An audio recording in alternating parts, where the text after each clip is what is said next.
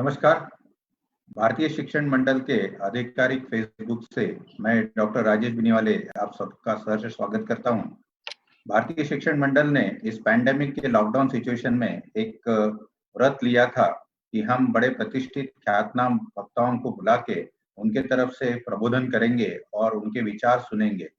ऐसे करीबन 40 से ऊपर वक्ताओं को हमने सुना है अभी तक, और इसी श्रृंखला में, इसी सिलसिले में आज के जो हमारे ख्यातनाम डॉक्टर राजीव कुमार, उपाध्यक्ष नीति आयोग, वाइस चेयरमैन नीति आयोग, आपसे बात करेंगे।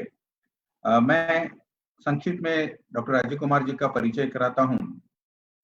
Doctor Rajiv Kumar vice chairman Niti Aayog तो है, साथ में chancellor of Gokhale institute of economics and politics भी है, जो पुणे में स्थापित है, तथा founding director of Pahle India foundation भी है। नीति आयोग की जो रिस्पॉन्सिबिलिटी है, before assuming the responsibility of Niti Aayog from September 2017, he has been holding a lot of responsibility in various fields, various organizations in economics. He was senior consultant to Ministry of Industries and Ministry of Finance.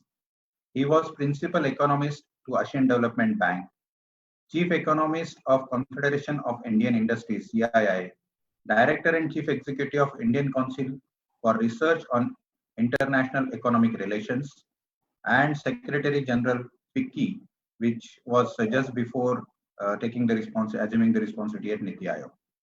Dr. Rajiv Kumar is quite well known to the country, and he has chosen to speak on Bharat Reset as a topic for today's talk. अर्थात भारत का पुनर्नियोजन। Doctor Rajiv Kumar please.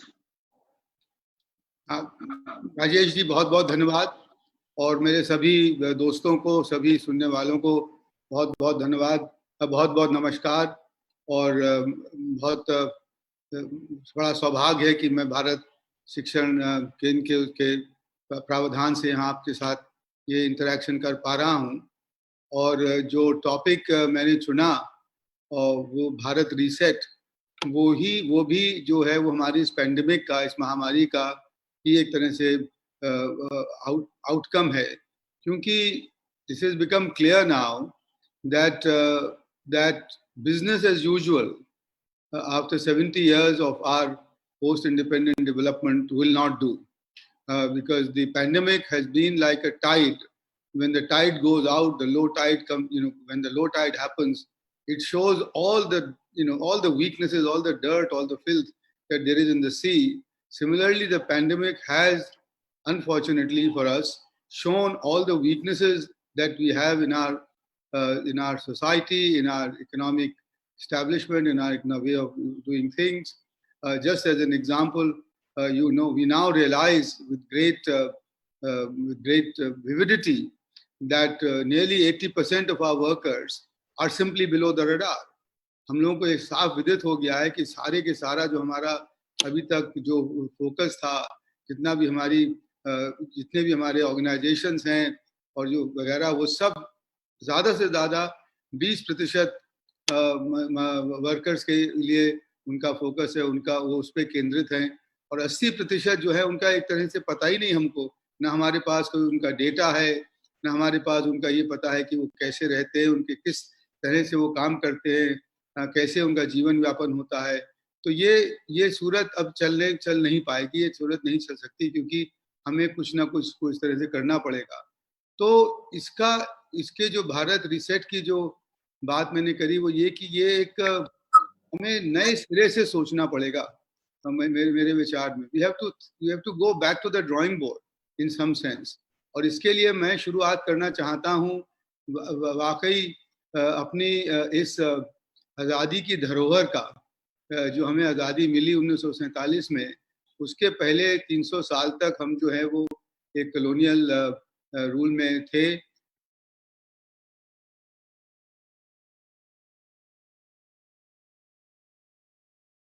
Divide and rule, और दो थे उनके मूल मंत्र जो मेरी समझ में आते हैं, और भी रहे होंगे। एक तो ये कि इस समाज को, इस हमारी सोसाइटी को कैसे ही बांट दें, बंटवारा कर दें हर तरह से, रीजनली, कास्ट, रिलीजन, कम्युनिटी, जितने टुकड़े हो सके उतना करें, क्योंकि उसी में डिवाइड एंड रूल करके ही एक छोटी सी ताकत ने, जो लोग आए थे कुछ एक, जिन्होंने पहले एक अपनी सिर्फ कंपनी बनाई, उसको पूरे इतने बड़े, इतने महान, इतने पुराने देश पर इतने साल तक राज कर लेना, ये सिर्फ एक वजह उसकी यही थी कि जहां हो सकता था, चाहे वो मीर जाफर हो, चाहे वो निज़ाम और मराठों की लड़ाई थी, हर तरह से उन्होंने हमको बांटा, तरह तरह से बांटा।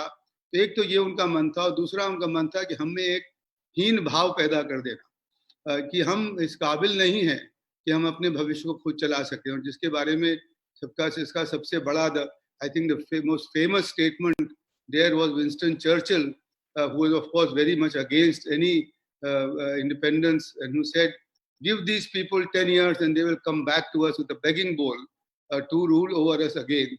तो ये उनकी मानता, और इसमें जो है वो मकौली का भी जो है फेमस स्टेटमेंट, वो उसकी उनका तरफ कोशिश थी।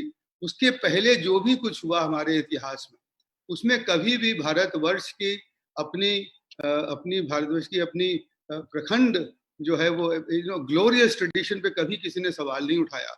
हम लोग आके, जो भी लोग आया वो हमारे साथ जुड़ गए, उन्होंने हमें भारतवर्ष के लिए, उस भारत हमारे देश को और सुंदर बनाया।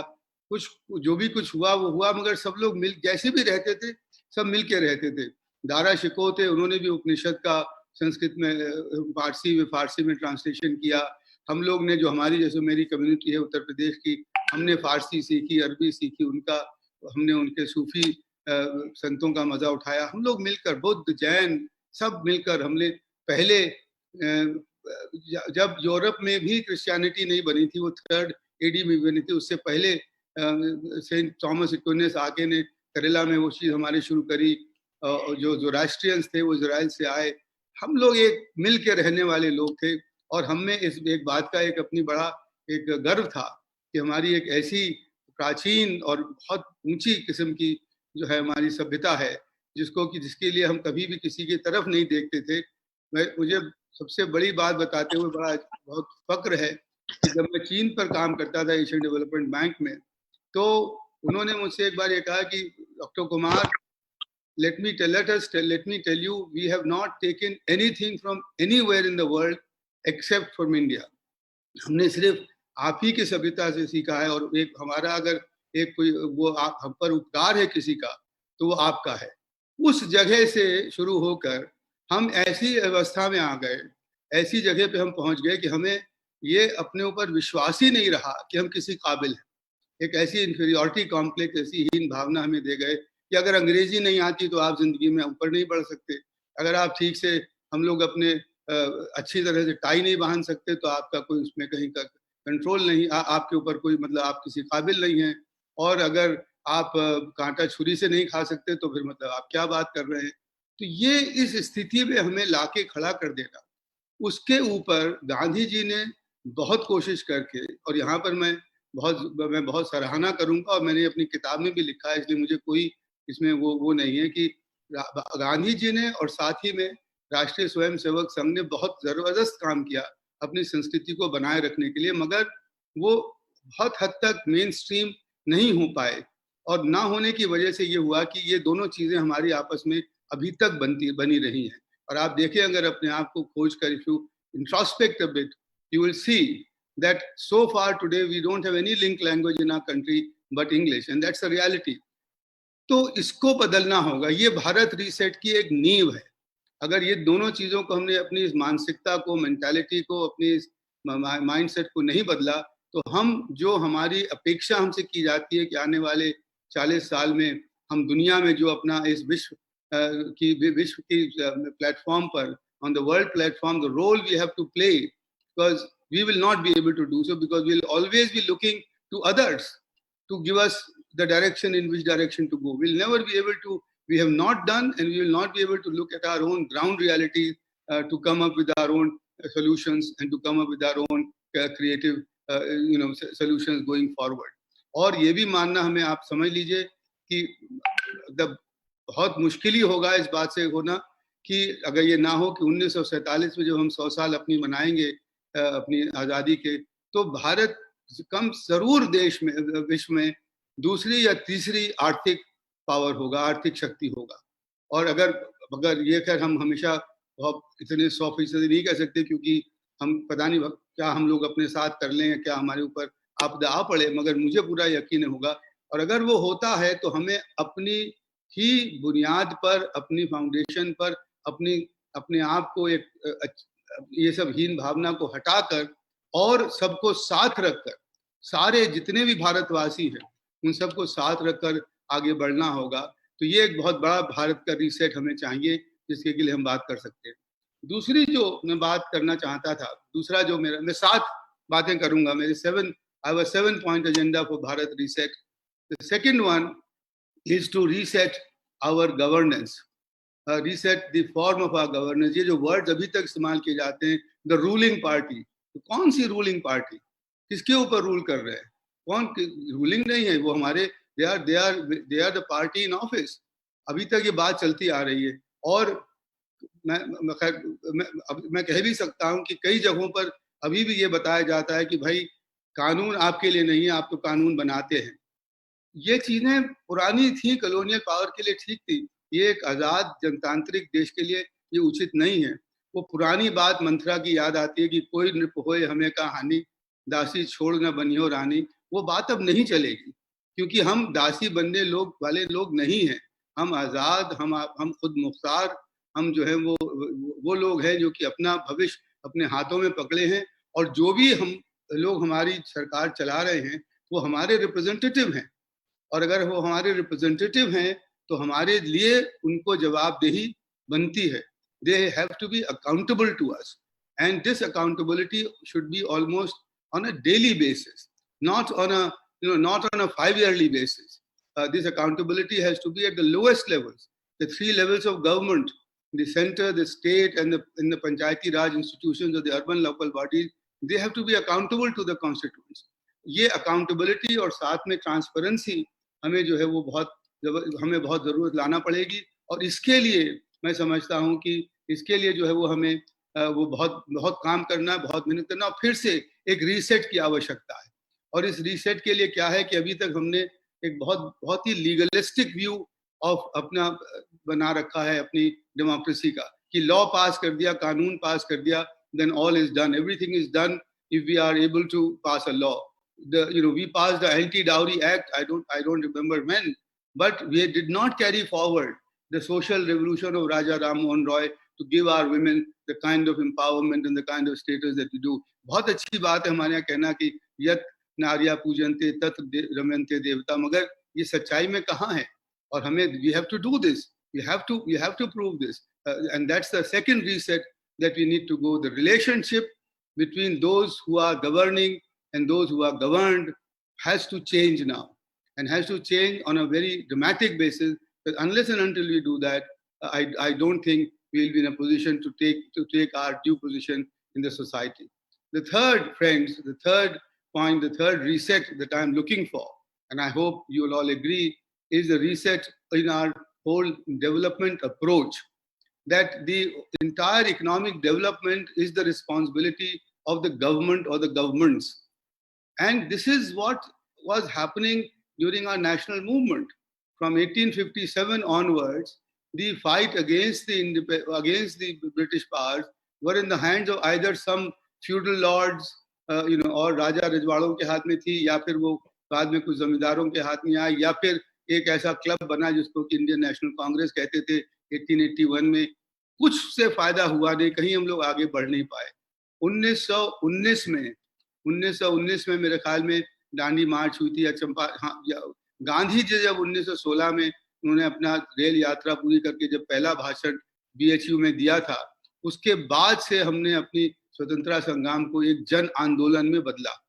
And that is when it was not long after, therefore, that we got our independence. Before that, from 1857 till then, nothing much was achieved. और 1942 में जब उन्होंने फिर से क्विट इंडिया किया, तो उसके बाद 5 साल में we were independent. तो इसका मैं इसलिए ये बात कर रहा हूँ क्योंकि today what we need is to convert development into a जन आंदोलन। और अगर हम ये जन आंदोलन नहीं करेंगे तो ये नहीं हो पाएगा कि हम में से हर व्यक्ति, हम लोगों में से सब लोग ये सोचे कि देश का विकास हमारी जिम्मेवारी है, देश का विकास इज माय रिस्पॉन्सिबिलिटी, देश के विश्वास पे मेरा अपना योगदान क्या है इसके बारे में हम अभी सोचते ही नहीं है। घर को चमका के रखते हैं, पर घर के बाहर कूड़ा फेंकने में इतना सा भी हमको जो है वो ख्याल नहीं आता है। तो इसलिए क्या है ये जो चीज है कि अपने तुच्छ स्वार्थ से ऊपर उठ के काम करना, to think beyond one self, to think beyond one petty interest at the moment. And this is the problem with the Indian elite, of which I am a part of it, because the others who are the have-nots, or who are the other half, don't have this concern. If we, the elite, start thinking that we have to go beyond our self-interest and do do something for our nation's development, our nation building, I think that will be the true Jagran that we can have. The Swadeshi Jagran has to start from there at this point of time, so that we can look after. Charity is not the answer. We are very good people in charity. We have a very long tradition in charity. We satisfy ourselves. We achieve a lot of egoistic, pleasure by doing charity. But that's not the point. The point is that we have to make the business of development as our own business, and we have to make the business of bringing everybody together through a process where everybody respects who the other is as our business. This will mean a true Swadeshi Jagran, and this would mean that we have made development into a Jan Andolan. Fourth point, ladies and gentlemen and friends, is कि हमें private sector की महत्वता को मानना पड़ेगा, कि उसके बिना, उसके योगदान के बिना, उसके कार्यशील होने के बिना हमारा विकास नहीं हो पाएगा।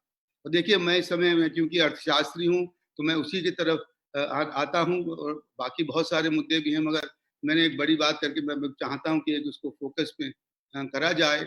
तो मैं ये समझता हूँ कि बिना निजी व्यापारी, निजी उद्यमी, निजी निवेश के बिना हमारा देश आगे नहीं बढ़ सकता है।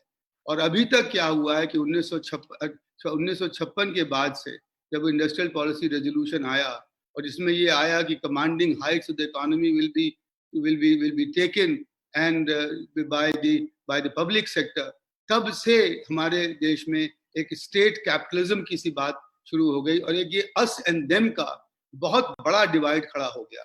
Us who are in the public sector and you who are in the private sector. The private sector has to be completely mistrusted. It is constantly believed that they are not going to work for the national interest, and we in the government are the only preservers, are the only safeguards of national interest. Completely untrue. It was not the public sector who set up the first steel mill in this country. It was not the public sector who set up the textile mills in Ahmedabad and Mumbai. It is not the public sector who opened up the first mines in this country, or even started the railways in this country. The Bangar-Nagpur Railway, the Awadh-Rohtak Railway, all of them were private sector, and they were there. They provided the national cause. They served for the national cause.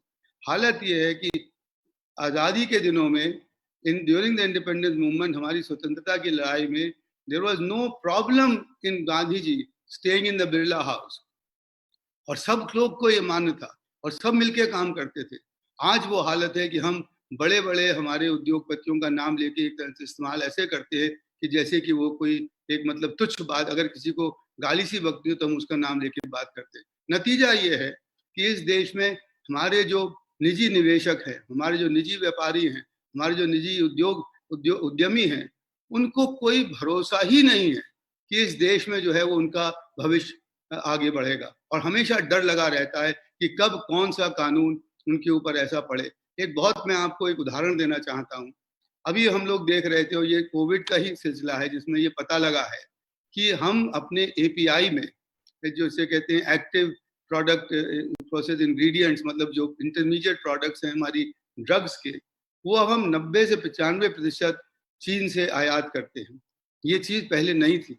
हमारे पास बहुत अच्छी कंपनियां थी जो APIs बनाती थी, मगर उनका जो इनपुट आता था वो ऑर्गेनिक केमिस्ट्री से आता था, जो कि बेसिक, जिसे कहते हैं बेसिक इनपुट्स, वो लोग बनाया करते थे। इतना हम लोगों ने अपने पास्ट में उस बेसिक ऑर्गेनिक केमिकल इंडस्ट्री के ऊपर इतना बड़े हम लोगों ने कंप्लायंस रेगुलेशंस लगा दिए कि उसका कंप्लायंस बर्डन इतना ज्यादा हो गया कि उनकी कॉस्ट इतनी बढ़ती चली गई कि बहुतों ने, अधिकांश ने उसको बंद कर दिया।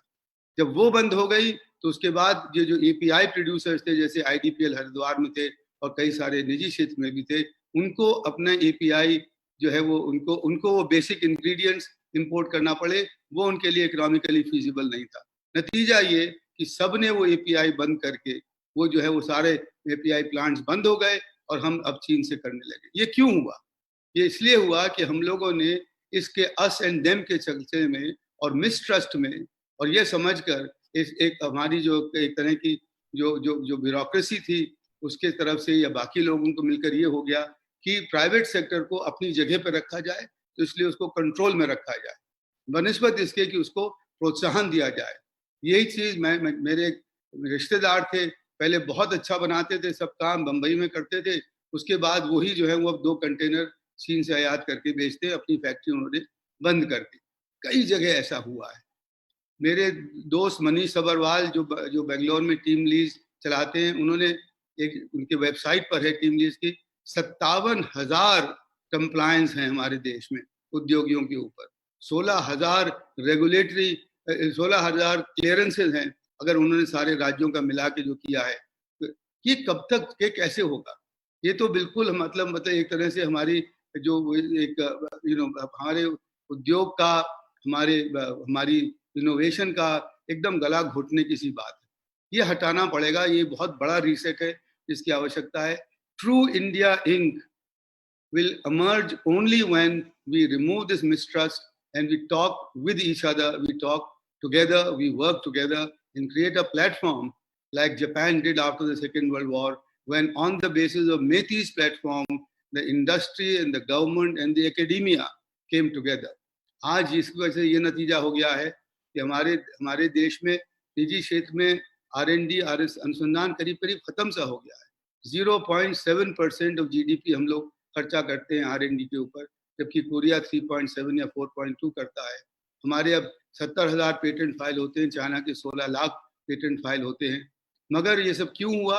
क्योंकि प्राइवेट सेक्टर जो है वो 0.2% ऑफ जीडीपी अपना इन्वेस्ट करता है R&D में। ऐसे कैसे काम बनेगा ऐसी दुनिया में जिसमें technology is going to be the predominant force, where we are going to be left behind on a daily basis in artificial intelligence and deep learning and other forms of technology.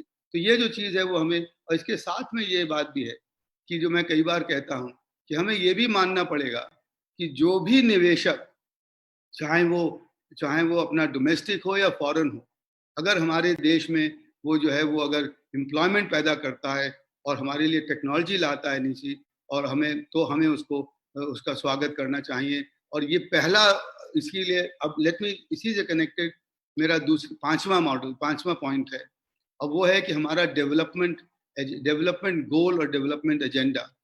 हमें अब बिल्कुल अपना development goal जो है वो employment के ऊपर लाना चाहिए कि हम कितनी तेजी से फॉर्मल सेक्टर का एम्प्लॉयमेंट बढ़ा सकें, रोजगार बढ़ा सकें।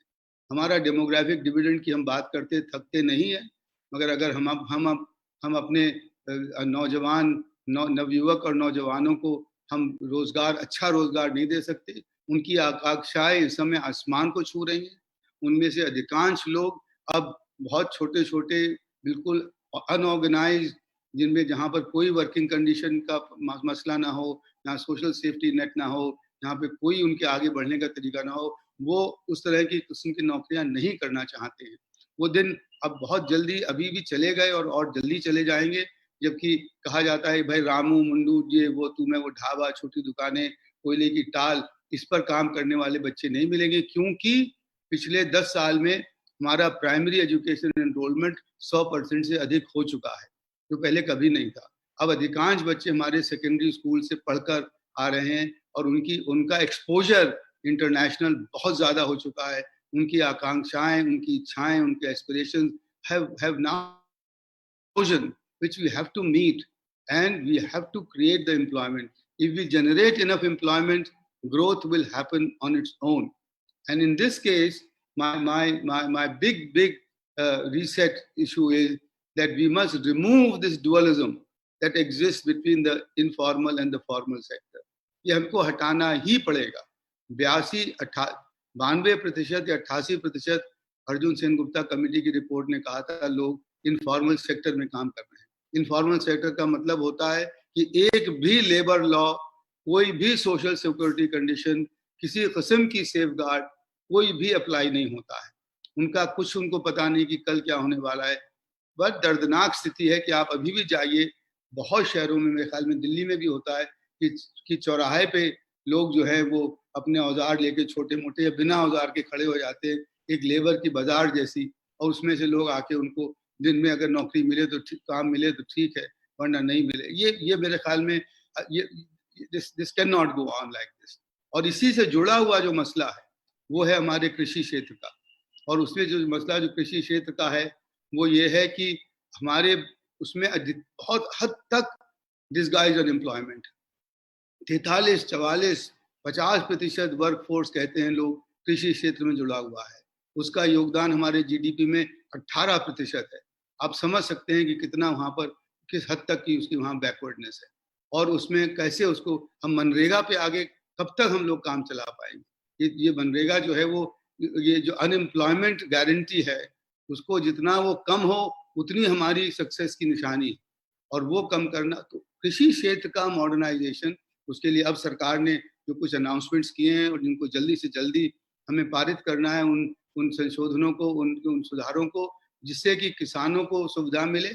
और हमें किसान के लिए एक ऐसा मॉडल ढूंढना पड़ेगा जिससे कि उसका डिस्ट्रेस कम हो और जिससे उसकी प्रोडक्टिविटी बढ़ सके। आज हमारा कृषि क्षेत्र विश्व के पैमाने पे बिल्कुल अनकम्पिटिटिव हो गया है। इतने सारे दाम ऊपर बढ़ गए कि अगर हम अपनी चीनी, चावल, कुछ भी उसका निर्यात करना चाहें तो उसको हमें सब्सिडाइज करना पड़ता है। टैक्स पेयर की सब्सिडी लेकर निर्यात करना, ये कहाँ तक और कब तक चावल है इसके लिए। और इसी से जो जुड़ी हुई चीज़ है वो ये है कि हम एम्प्लॉयमेंट को अब तब तक नहीं बढ़ा पाएंगे जब तक कि हमारी पब्लिक सेक्टर की जो एक तरह की फिजूल खर्ची है वो बंद नहीं होगी। और उसमें जो है वो मेरा हमेशा से मैंने पब्लिकली बहुत बार कहा है कि हमारा रेवेन्यू डेफिसिट 0 होना चाहिए, और फिर फिस्कल डेफिसिट अगर ज़्यादा भी हो और अगर वो प्रोडक्टिव कैपेसिटीज बढ़ाने में लगा हो तो बात बन सकती है। तो ये पूरा डेवलपमेंट मॉडल हमें फिर से रीसेट करना है, और इसके लिए हमको फिर से एक नए सिरे से सोचना पड़ेगा। छठा मेरा कार्यक्रम मैं आपको बताऊं, वो मुझे लगता है कि हमें अर्बनाइजेशन को, जो हमारा शहरीकरण है, उसको हमें नए सिरे से बिल्कुल सोचना पड़ेगा। ये जो फर्क पहुंचा, ये भी एक डुअलिज्म का ही हिस्सा है। देहात और शहर, और देहात का मतलब बैकवर्डनेस। अगर देहात में जाओ तो मतलब ये कि वहाँ कुछ भी चीज़ नहीं मुहैया होगी। तो गांधी जी ने इसके बारे में बहुत जोर दिया था। हमारे जो बड़े लोग हैं, नानाजी देशमुख जैसे, उन्होंने इसको करके दिखाया चित्रकूट में। हमारे प्रेसिडेंट राष्ट्रपति कलाम ने प्रोफेसर इंद्रेशन के साथ मिलकर एक बहुत अच्छी पूरा किताब लिखी, उसमें वाई एस राजन भी जुड़े हुए थे बाद में, providing urban facilities to rural areas. हमें अब एक रर्बन की बात करना पड़ेगी। हमें ये जो बहुत गहरी एक खाई है, एक लाइन है ग्रामीण और शहरी क्षेत्र में, उसको हमें मिटाना ही पड़ेगा। और इसके लिए जैसे कि मुझे अभी पता लगा बहुत कि ठीक है हमारे सारे गांव में बिजली पहुंच गई है, मगर क्या हमारे हर घर में बिजली है? हम एक बार अगर पहुंच जाए, जैसा कि गुजरात में देखा गया, पूरा का पूरा कार्यशैली बदल जाती है। जितने स्कूल गांव में स्कूल हैं, अभी मुझे आंकड़ा पता लगा कि 65% स्कूलों में हमारे बिजली नहीं है। सिर्फ 35% नहीं, 62% में बिजली नहीं, सिर्फ 35% में इंटरनेट है। और हम लोग एजुकेशन टेक्नोलॉजी की बात करते हैं, एड टेक की बात करने लगे हैं कि हम जो है वो सिर्फ हाइब्रिड करेंगे, हम ऑनलाइन एजुकेशन करेंगे वगैरह वगैरह।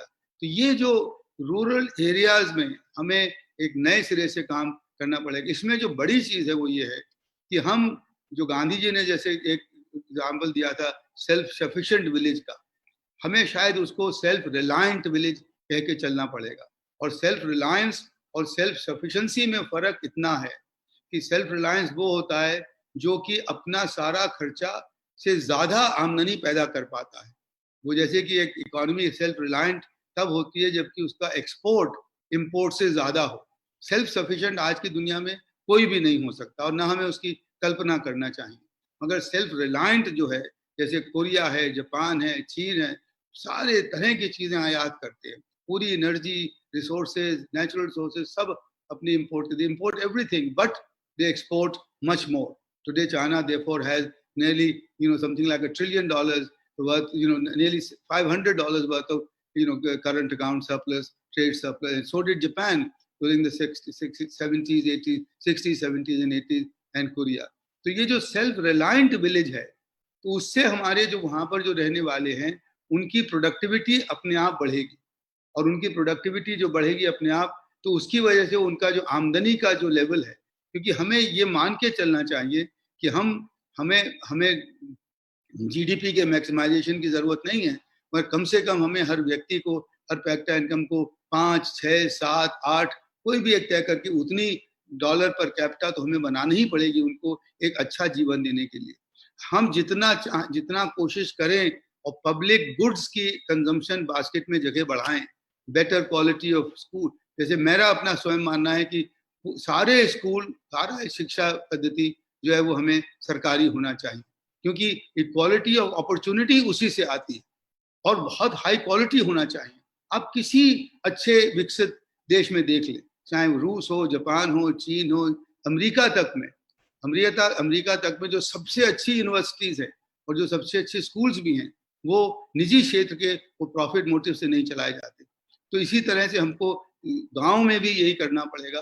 गांव को स्वच्छ, स्वस्थ और सक्षम बनाने का जो अभियान है, जहाँ पे हर घर में पानी वगैरह, ये और इस तरह की, अब ये जो बड़ी बात यह है कि एक जमाने में ये मान्यता थी कि जब शहर बड़े होते हैं तो उसमें इनोवेशन बहुत बढ़ता है। ये MIT के प्रोफेसर हैं, ग्लासर करके शायद नाम है, उनका ये एक बहुत बड़ी थीसिस है कि मैनहट्टन जैसे में इनोवेशन बहुत होता है, क्योंकि हर तरह के लोग वहाँ पे मिल पाते हैं एक दूसरे से।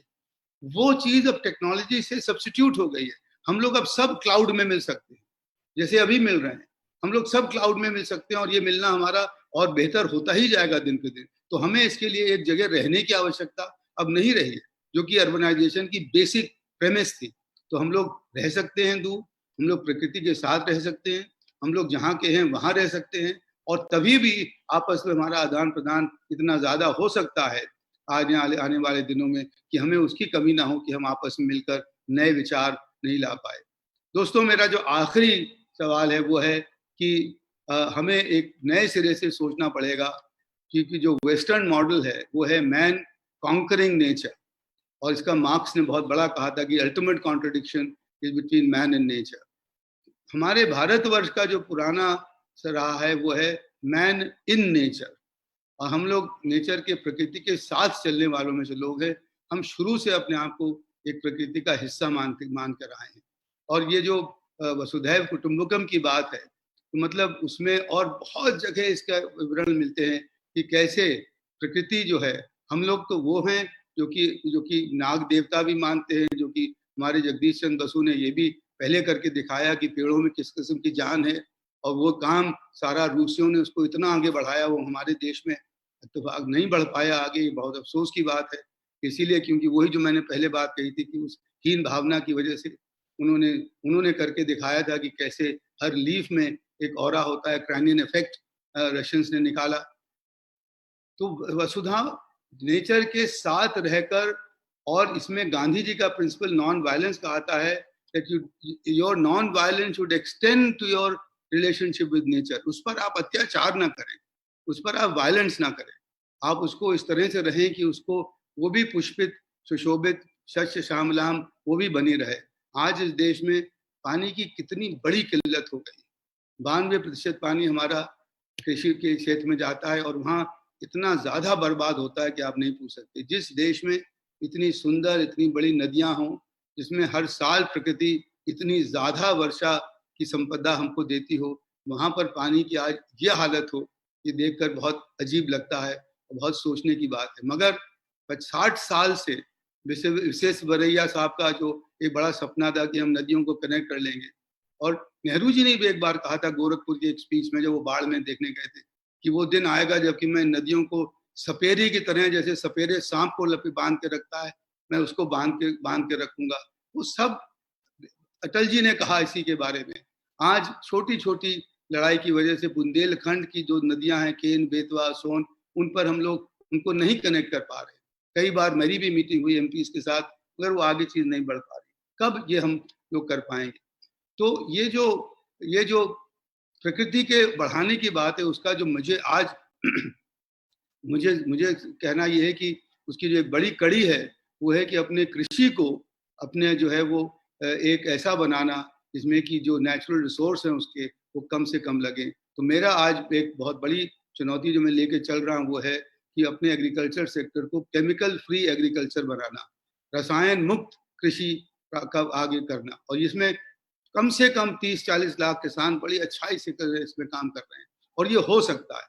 फ्रांस के प्रेसिडेंट राष्ट्रपति मैक्रॉन ने President Macron has said very clearly that I think in the next 4 years, 2024 or so, French agriculture will become chemical free by putting more and more quantities of chemical fertilizers and weedicide and pesticide. We are killing our mother earth. We are making it barren. We are reducing the carbon content, and all that carbon is going up in the air, so that to create the problem that we are facing today. By shifting to chemical-free agriculture, we can make our land alive again. We can create the humus there. We can enliven the microbial activity there. On the 29th, for example, I am doing an international conference just on this, because now there are so many scientists in the world, from Australia to America to Scandinavia and France, who now believe that we can achieve the same productivity and the same level of an output, but in a much healthier way by choosing to work on agroecology. The water consumption goes down, the chemical consumption goes to zero. You get much better crops and much healthier things. You don't get the cancer trains coming from Firozpur to Ludhiana. None of that. And our our cattle can be looked after much better. पूरी जो ये रसायन मुक्त खेती है वो हमारी जो है वो इसी पर निर्भर है, हमारे गोधन पर निक्षरित होती है. So friends, let me say once towards the end. Now it's I've spoken for about 37 or 38 minutes. Just to end by saying that what we need today is a kind of a yagya. What we need today is a long-term fundamental rethinking of the way we are going forward. और ये सातों मुद्दों को हमें गहराई से सोचना पड़ेगा. और अगर हम इस भारत रीसेट की बात अगर हम इसको अपने अंदर उतार लें और इसके ऊपर काम करें, I think we can make India a leader in the world in many respects. We can show, like Bhutan has shown, that we don't need to be $40,000 per capita to achieve our happiness.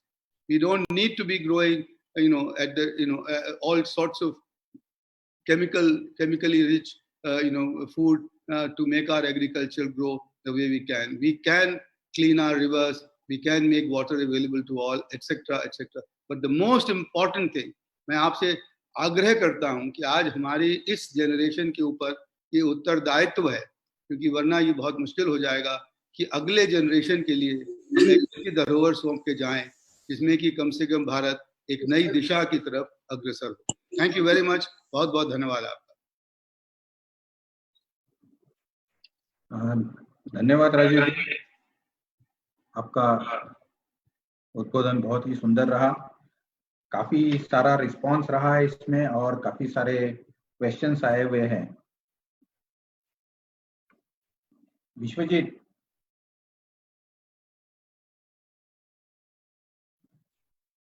काफी सारे questions आए हैं. मैं कुछ सवाल लेता हूं, आप उनका जवाब देना उचित जैसे समझे. पहला सवाल सर, वो जो लेबर वाला पॉइंट था उसके ऊपर से आया हुआ है और उसमें लोगों ने पूछा है, पर्टिकुलरली यूपी बिहार का नाम लिया हुआ है, बट अधिक इसका मतलब ये है कि जो स्टेट्स में डेवलपमेंट नहीं हुई है वहां पे हमारा पॉलिसी क्या है कि उस स्टेट में डेवलपमेंट कैसे लाए जाए और ये यूपी और बिहार से लेबर सारे कंट्री में ना जाए, जो कि आज रिवर्स हो रहा है कोविड-19 के कारण। माइग्रेशन जो हो रहा है माइग्रेंट लेबर का, वो कैसे अवॉइड किया जा सकता था? तो इसके लिए नीति के पास कोई मतलब प्लानिंग ये है या गवर्नमेंट के पास कोई प्लानिंग है? इस तरह का सवाल है ये। ये सवाल बहुत माकूल है, बहुत अच्छा है, क्योंकि देखने में ये आता है कि आज जो माइग्रेशन है वो उत्तर से दक्षिण की तरफ बढ़ा है। मगर अगर आप थोड़ा सा भी इसमें गहराई से, पहली चीज तो ये कि देखिए, इसका जवाब केंद्र सरकार के पास नहीं है। और हमारा जो नीति आयोग में मेरा जो एफर्ट रहा है, चेष्टा रही है, वो ये है कि मैं इन राज्य सरकारों के साथ मिलकर एक डेवलपमेंट पार्टनर की तरह इनके एक डेवलपमेंट ब्लूप्रिंट बनाने में मदद करें और उसको आगे बढ़ाने में मदद करें। तो ये जिम्मेवारी तो राज्य सरकारों की ही है और उनको ही इसको आगे बढ़ाना पड़ेगा। मगर इसके जो कुछ खास मुद्दे हैं वो ये है कि अगर आप देखें कि बहुत बड़ा फर्क दक्षिण और उत्तर भारत में क्या रहा है, वो है एजुकेशन का। और कितनी जो है वो एजुकेशन लेवल कितनी बड़ी है, खासतौर से फीमेल एजुकेशन कितनी बड़ी है, अगर उस पर जोर दिया जाए। और दूसरा ये कि कृषि क्षेत्र को कैसे उसका मॉडर्नाइजेशन हो, क्योंकि दोनों कृषि प्रधान राज्य हैं और हमारे देश में 10% से कम एग्रीकल्चरल आउटपुट जो है वो प्रोसेस होता है। तो अगर इन दोनों राज्यों में हम टमाटर बेचने की जगह टमाटो प्यूरी और टमाटो पेस्ट और टमाटो केचप बेचने लगे, तो हमारे किसानों की जो कि अधिकांश मात्रा में वहाँ है, आमदनी कई गुना बढ़ जाएगी। और आपको जानकर आपको पता ही होगा शायद कि कम से कम हम लोग शायद 3,000 करोड़ की टमाटो प्यूरी इंपोर्ट करते हैं अपने देश में, जबकि टमाटर जो है हमारा सड़कों में फेंका जाता है। ये सिर्फ एक उदाहरण है। तो एग्रो प्रोसेसिंग, एग्रीकल्चरल मॉडर्नाइजेशन, अगर इनमें हम लोग एग्रो इकोलॉजी की प्रैक्टिस करें जिससे कि पानी की खपत रुके, और एजुकेशन, बाकी स्वास्थ्य वगैरह, मगर मैं इन्हीं चीजों पर सिर्फ देखिए, उद्योग अपने आप आ जाएगा अगर आप उद्यमियों की आप जो है वो सराहना और उनकी इज्जत करना शुरू कर दें। तो इन चीजों में यही बात है जो मैंने 7 मुद्दे बताए। अगर इन राज्यों में भी इन 7 मुद्दों पर जरा गहराई से सोचा जाएगा तो मुझे पूरा यकीन है कि वहाँ के लोग वहीं पर रहकर वहीं से काम करेंगे। एक सवाल जो था वो एकेडमिक्स से आया हुआ था, शायद समझने में थोड़ी गैप रही हो।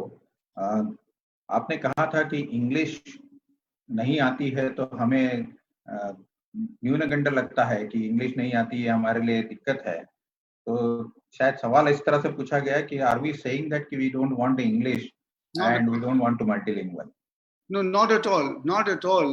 The thing was said in the context of not getting an inferiority complex. That is the whole thing. But, we have to be multilingual. In our country with a continental size and diversity, we have to be multilingual. In fact, it should be almost incumbent for us to learn another language other than our mother tongue, another Indian language. The 3-language formula was, I think, the ideal formula to be followed, which was your mother tongue, another regional language, and English. That is not the point, but the point that I was making was that somehow we have got this impression. इसका जो और भी गहर है कि not only should you be able to speak English, but you should be able to speak English in that particular accent. Only then will you be considered a part or capable of being of rising up in your career, etc. That is thankfully changing to some extent, but this is given as an example of what we have to get over in order to become the proud, the self-esteemed Indians that we have been and that we have to be going forward. Sir, एक सवाल आपका private and public sector का जो आपने issue उठाया था 4th point में, उसमें ये पूछा गया है कि can inputs from private sector be taken during industrial policy making? Absolutely, they must be. In fact, Niti Aayog thankfully has done this. हम लोगों ने, when we produced our strategy for New India at 75, and I, by the way, recommend that document to everybody, we consulted, I think, more than 700 people from the private sector in the industry. And even today, one of the biggest thing that I do is to consult and keep myself open to private sector, because the feedback from the ground reality comes from them. New ideas come from them. And the big thing day before I found was a wonderful change that is happening under the leadership of Mr. Shekhar Mande, the Director General of CSIR, that he is now working in close partnership with the private sector to develop new medicines to fight the COVID. And this was such a pleasant and wonderful, surprise that we got. And that's the way going forward. That otherwise, inputs from the industry, working together with the industry, and doing a real PPP, real private-public partnership is the only way forward.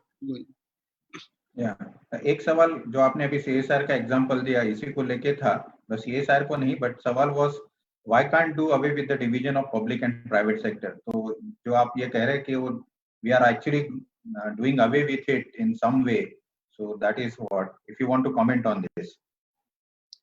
Do away का मतलब, I don't understand what's the implication of that. There will be some industries which will always remain in the public sector because of the strategic nature, because of the fact that they can't generate profits too much.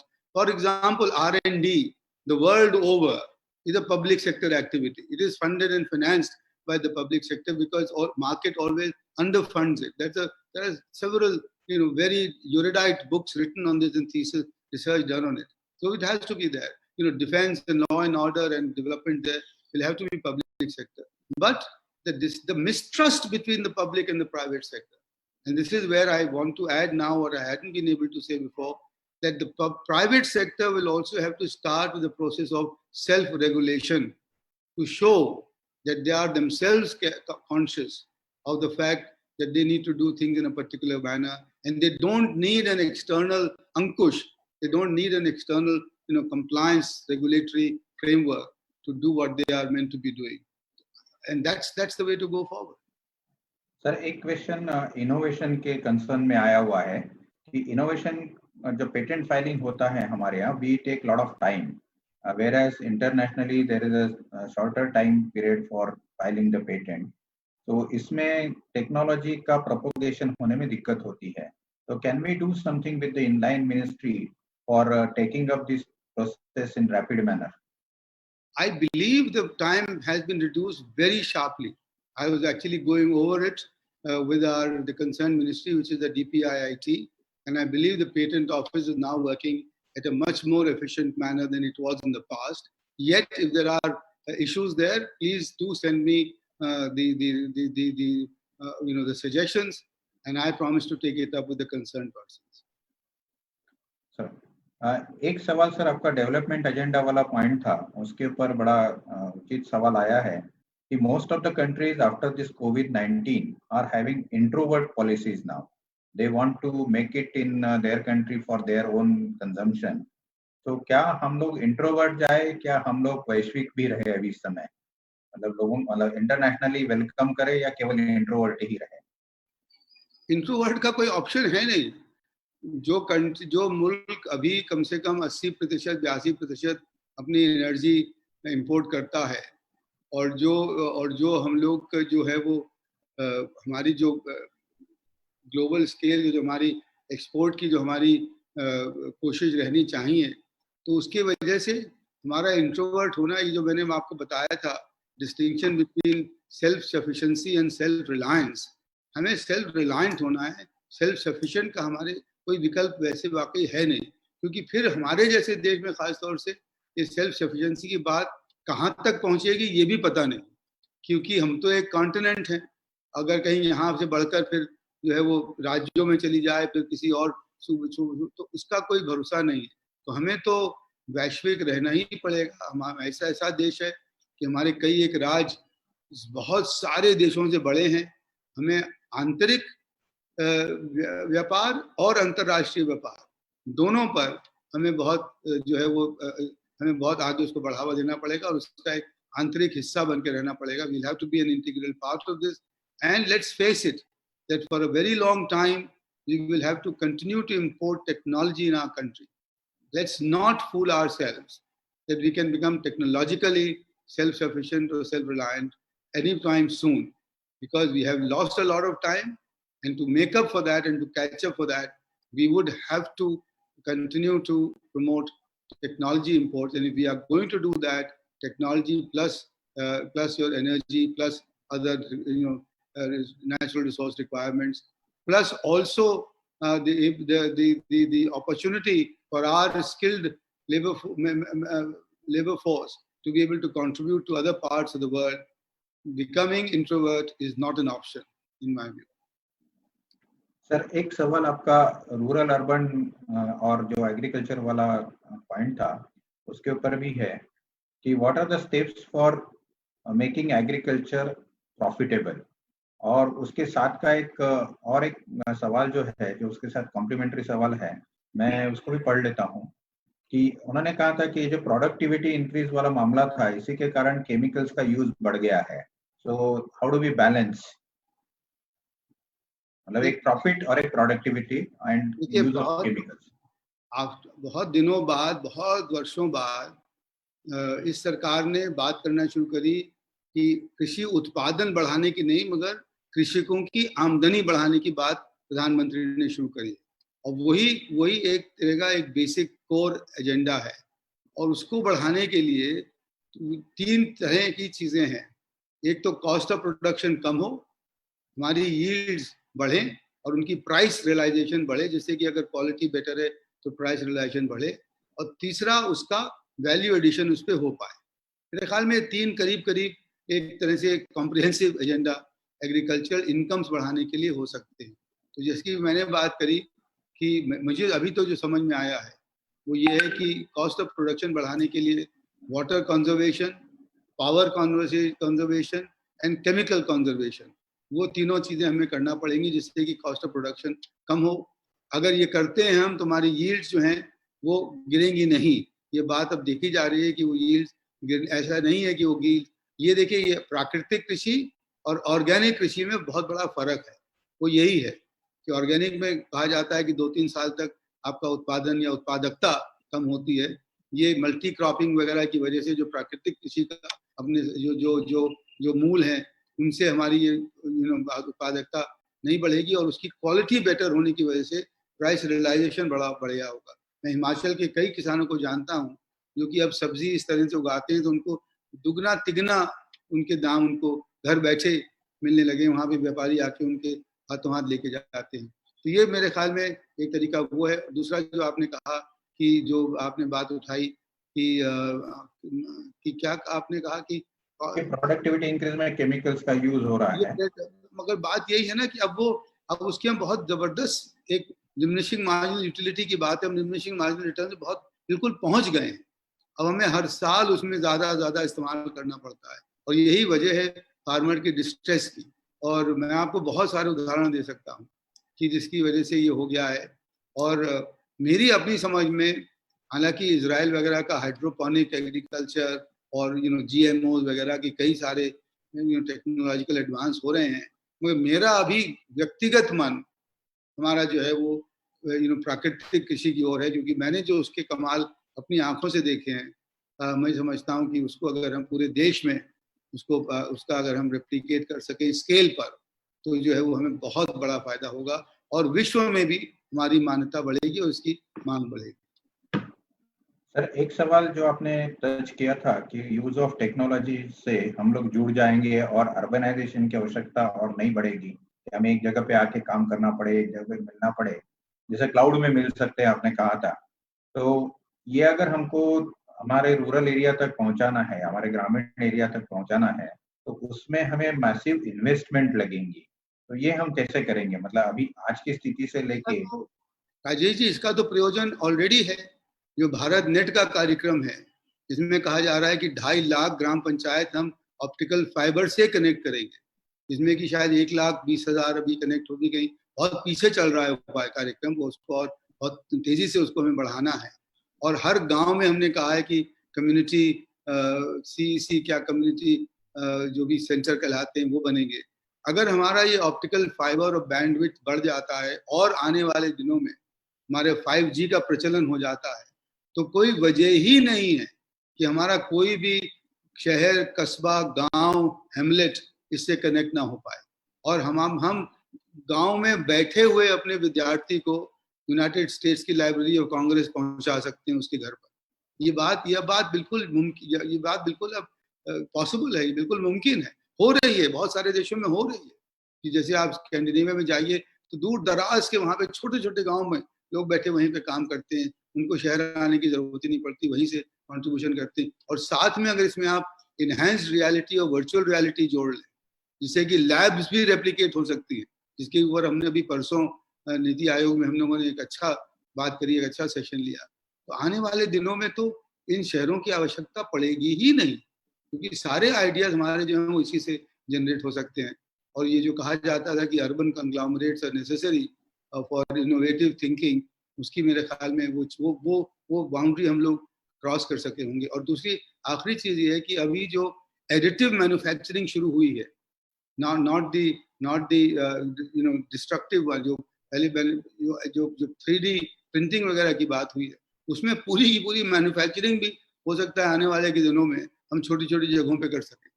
तो ये सब चीजें जिस तरफ चल रही हैं, उसमें जो है वो the entire premise of urbanization and creating mega cities and metropolises, etc., I think is being questioned today.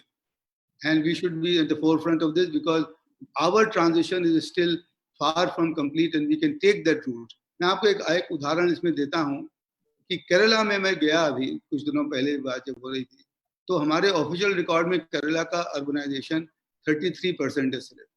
अब वहां जाके आप देखिए जाके, मेरे ख्याल में 3/4 केरला अर्बनाइज्ड है, मगर वो रर्बनाइज्ड है, अर्बनाइज्ड नहीं है। और इसलिए आपको पता ही नहीं लगता कि कहाँ अर्बन खत्म हुआ, कहाँ रूरल शुरू हुआ, चलता है। वही चीज हम पूरे देश में कर लें तो बहुत बड़ी बात हो जाएगी। सर, एक आखिरी सवाल जो है वो है कि वाटर कंजर्वेशन के ऊपर आपने बात की, तथा आपने एनवायरमेंटल प्रोटेक्शन और कंप्लायंस की भी बात की। काफी सारी जो एनवायरमेंट कंप्लायंस में भी आता है, इंडस्ट्री को बाकी कंप्लायंस एंड रेगुलेटरी जैसे रहता है वैसे ये भी है। तो इसमें एक सुझाव आया है जिसके ऊपर आपके विचार जानना चाहेंगे लोग कि जो संस्थाएं हमारी हैं, जैसे कि एनजीटी हुई या इवन नीति भी हुई, इन संस्थाओं में इसके जो वर्टिकल से इसका स्ट्रेंथनिंग कैसे हो, एनवायरमेंट का वर्टिकल या वाटर कंजर्वेशन का वर्टिकल, इसका स्ट्रेंथनिंग कैसा हो, या एनजीटी में एक्सपर्ट्स की भूमिका कैसे बढ़ाई जा सकती है? प्रधानमंत्री का जोर तो बहुत ज्यादा है कि डोमेन स्पेशलिस्ट आए और सरकार में उनका जो है वो योगदान हो, मगर मेरे विचार में सबसे ज्यादा बढ़ा सकते हैं यही पीपीपी के जरिए। अगर दरवाजे अपने खोल दें और ये लाइन मिटा दें, तो हम लोग जहाँ पर भी हैं वहाँ से रहकर राष्ट्रीय कार्यक्रम में योगदान दे सकते हैं। मगर उसके लिए जो आपसी विश्वास है और जो आपसी इज्जत है, म्यूचुअल सेल्फ रिस्पेक्ट है, और this process of converting the development into a जन आंदोलन, इनटू अ मास मूवमेंट, जब एक बार वो हो जाए और सब लोगों को ये समझ में आ जाए, क्योंकि ईस्ट एशिया के देशों में बहुत ज्यादा है, एकदम भरी हुई है, कि हम सब मिलकर एक ही लक्ष्य की तरफ चल रहे हैं, और ये सब आपस में ये मानने लगे कि मैं, तुम और वो तीनों जने एक ही दिशा में चल रहे हैं, तो ये सब संभव है, ये सब पॉसिबल हो जाए। राजीव जी, बहुत बहुत धन्यवाद, आपने क्वेश्चंस का भी जवाब दिया। मैं मुकुल जी को आमंत्रित करता हूं आखिरी 2 शब्द कहने के लिए, राजीव जी को धन्यवाद देने के लिए। मुकुल जी कनेक्ट कर प्लीज।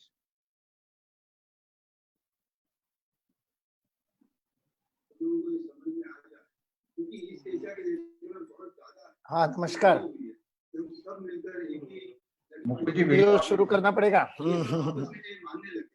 राम राम राजीव जी, बहुत बहुत धन्यवाद।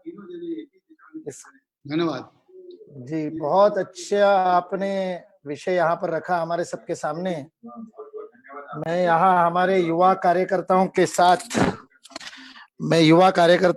सारी बात को सुन रहा था, हमारे जो कार्यालय में रहते हैं, और उन कार्यकर्ताओं के समझ में आएगी ऐसी भाषा में आपकी बात थी, ये मैं अनुभव से आपको बता सकता हूँ। इसलिए इतनी महत्वपूर्ण और इतने राष्ट्रीय महत्व की बातों को समाज के आम व्यक्ति को समझ में आ सके, इस तरह से आपने सबके सामने रखा। इस बात के लिए, आपके सातों मुद्दों के लिए आपको बहुत बहुत धन्यवाद। और हम आशा करते हैं कि रिसर्च फॉर रिसर्जेंस फाउंडेशन और भारतीय शिक्षण मंडल के नाते आपके इस स्वप्न को, आपके इस लक्ष्य को पूरा करने में हम आपका साथ दे सके और हम साथ मिलकर के बहुत कार्य कर सके, इसी प्रार्थना के साथ आपको बहुत बहुत धन्यवाद।